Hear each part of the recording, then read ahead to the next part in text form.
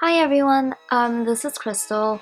I hope you guys are staying safe and sane during this time of quarantine. I have a mask making video for you today.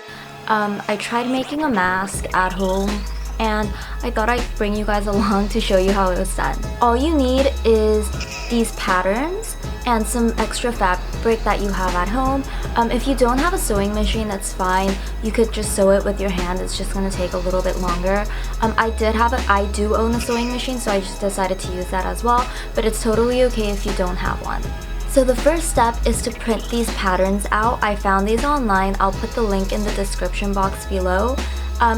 So I just printed it out and cut it out. As you can see, there's two different pieces. This is because one is for the outer side of the mask and one is for the lining of the mask. The lining of the mask is slightly shorter, I would say, than the outer side because the outer part has extra room to put like your earpieces.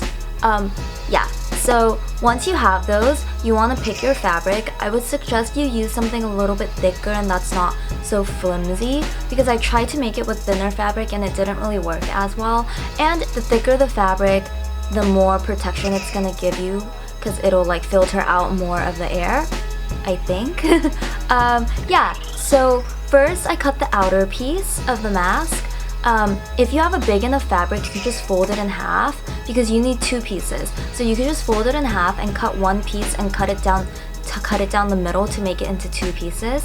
And I did the same for the lining part of the mask. You could use the same color for the mask, it really doesn't matter. I decided to use two different colors so it's a little bit easier to differentiate what I'm doing during the video.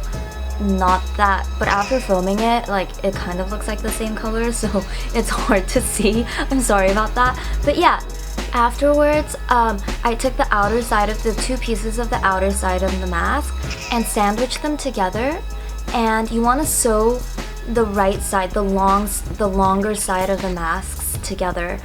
This is where your nose piece goes. So you can kind of see when you're making it, like which side you're supposed to do. It's gonna be the larger side. So I sewed those together and then I cut little slits down the side because if you fold it to cover your nose like this, if you don't cut these slits, it can get kind of bulky. So I just cut little slits down the sides. So I did the same thing for the lining of the mask. I sandwiched the two pieces I cut out together and sewed down the right side, the large side. So if you open it up, that's gonna be the middle side where your nose is. After doing this, I again cut the slits down, cut small slits down the sides where I sewed. You want to be careful because you don't want to cut too much because it's gonna cut into the part that you sewed. So just be mindful of that. And afterwards, you can see I have these two different pieces, and again, you want to sandwich these pieces together. For this section, it looks like I have different fabric because what I filmed before didn't look nice, so I filmed another part using new fabric.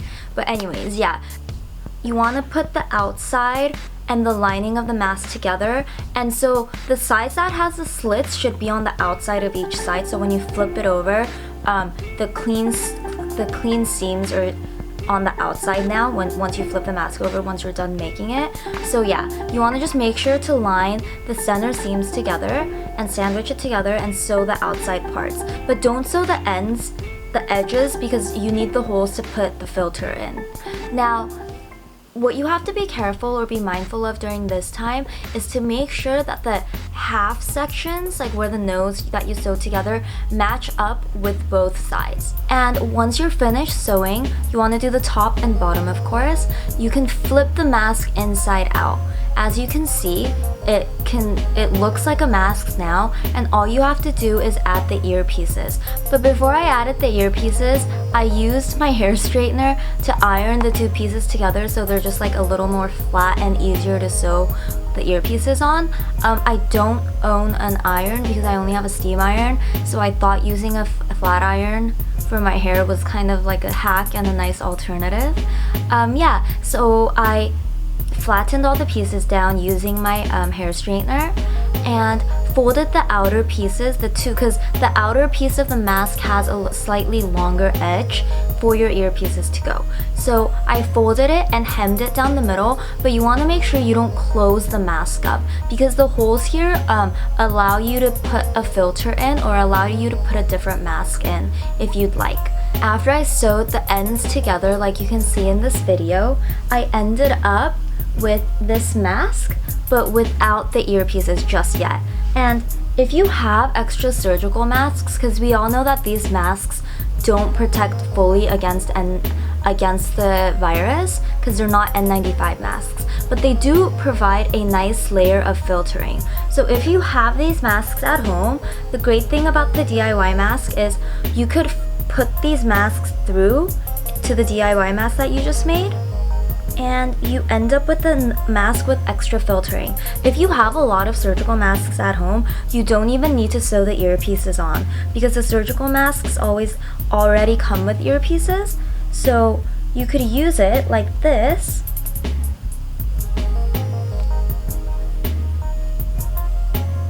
to put it across your face.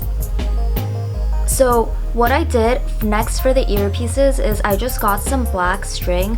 It's better if you have elastic string, but I didn't have any at the moment, so I just measured out some black extra like lace string thingamabob that I had and sewed it on the top and the bottom, so you have this like earpiece. Can you see it?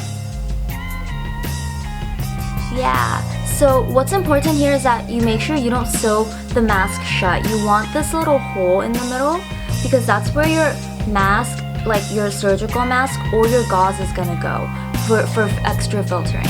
If you don't have surgical masks at home, I went to like Rite Aid or something because I heard that gauze also provides some good filtering, and I asked the worker there and she recommended this specific type of gauze to me, saying that it was really good at filtering out the air.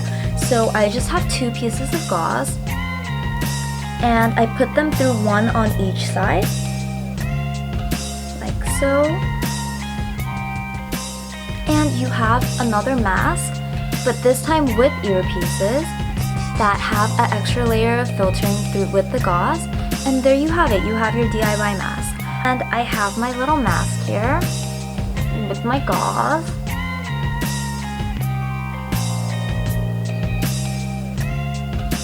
And there you have it. Now you can be safe when you're going grocery shopping. I know quarantine is rough for everyone, but guys, let's hang in there. Let's beat this virus, you know, make little DIY projects at home to pass the time. Yeah, and that's all I have for you guys today. Thank you so much for watching. We really appreciate it. Hang in there and we'll talk to you soon. Thank you.